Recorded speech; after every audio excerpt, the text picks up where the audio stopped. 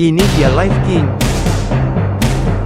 Halo guys, selamat datang di channel saya. Saya akan membahas seputar Life King. Yang belum subscribe, subscribe dong, gak bayar kok hehehe. Life King adalah monster yang sangat kuat yang memulai debutnya di episode 2 dan 3 dari Ultraman Taro. Monster kemampuan super ketiga yang muncul, Life King muncul tak lama setelah kebangkitan Cosmo Liquid. Kedua monster itu bentrok dengan ganas, dan meskipun Ultraman Taro berhasil mengalahkan Life King dengan meledakkan tubuhnya terpisah dengan Strium Beam-nya, potongan-potongan itu segera terbentuk kembali di hadapan oksigen. Akhirnya, Life King akhirnya dikalahkan dalam pertempuran klimaks melawan Mother of Ultra dan Taro, yang secara bersamaan meledakkannya berkeping-keping di ruang hampa, di mana kekurangan oksigen akan mencegahnya terbentuk kembali, tampaknya untuk selamanya.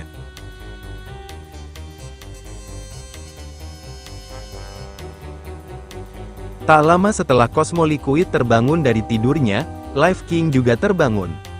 Ia ditemukan di sebuah lubang dekat kota oleh sekelompok anak-anak, yang hanya menyadari napas raksasa itu keluar dari lubang dan melaporkannya ke Zat.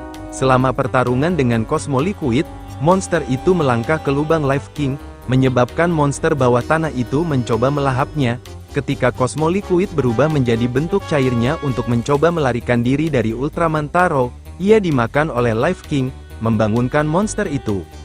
Keesokan harinya, seekor anjing mengalami nasib yang sama, dimakan utuh oleh Life King. Kotaro Higashi mencoba menyelamatkan anjing itu tetapi jatuh ke mulut Life King saat monster itu terbangun dan bangkit dari bawah tanah, dengan orang-orang di dalam dirinya menggelitiknya. Zat dengan cepat menangkap monster itu dan menyadari ada seseorang di dalam monster itu, lalu menemukan bahwa itu adalah rekan setim mereka. Zat harus mencari cara untuk menghentikan Life King tanpa membunuh Kotaro dan anjing yang terperangkap di dalamnya. Mereka memutuskan untuk menggunakan tombak. Tusukan itu menyebabkan cairan menyembur keluar dari Life King tetapi gagal membebaskan Kotaro dan berhasil membebaskan Cosmo Liquid dari dalam Life King. Cosmo Liquid yang baru saja terbentuk kembali menyerang Life King, memicu perkelahian di antara keduanya.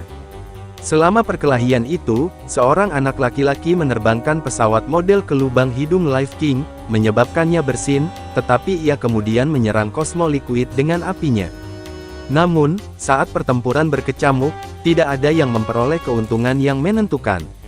Anggota Zat lainnya tiba, menjatuhkan bubuk bersin pada keduanya, membuat mereka bersin-bersin dalam upaya untuk membebaskan Kotaro dan anjing yang terperangkap, dan berkat Cosmo Liquid yang mengenai perut Life King, Kotaro dan anjing itu terbebas dan serangan habis-habisan dilancarkan, tetapi tidak berhasil karena kedua kaiju itu mulai menyerang kota.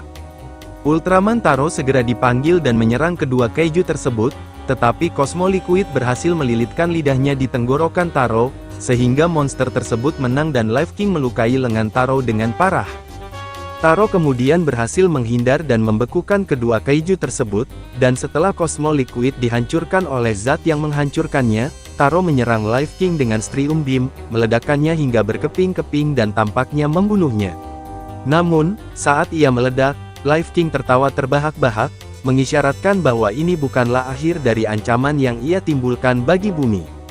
Memang, Life King masih jauh dari kematian, dan kemudian pada hari itu, potongan-potongan tubuhnya mulai menyatu kembali. Satu potongan mulai memakan ayam, dan lebih banyak lagi terlihat bergerak di seluruh kota, perlahan berkumpul di lokasi yang sama untuk bergabung kembali menjadi Life King. Zat pergi ke bawah tanah untuk menyelidiki dan segera mendengar tawa monster yang mengganggu. Menggunakan rekaman binatang buas serta ternak sebagai umpan, mereka mencoba untuk memikat kaiju yang tampaknya tak terkalahkan ke dalam perangkap. Life King tampaknya jatuh ke dalam perangkap, mengganggu ternak tetapi anjing yang sama dari sebelumnya dan pemiliknya memperumitnya tepat saat Life King yang pulih sepenuhnya muncul dari bawah tanah.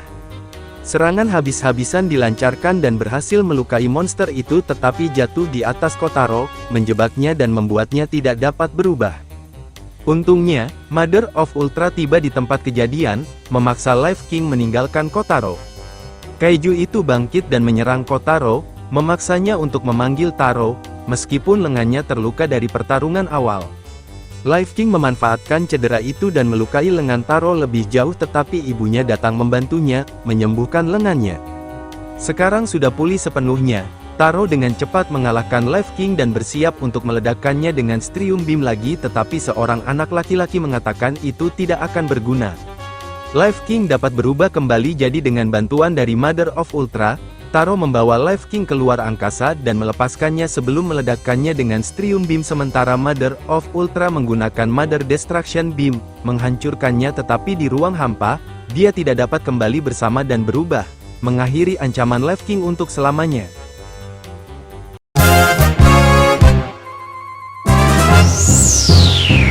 Life King merupakan salah satu monster yang tertawa alih-alih mengaum, contoh hebatnya adalah alien Baltan.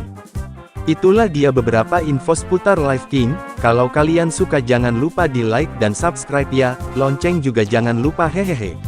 Sekianlah konten kali ini, sampai jumpa di seputar info selanjutnya. Semoga kita sehat selalu.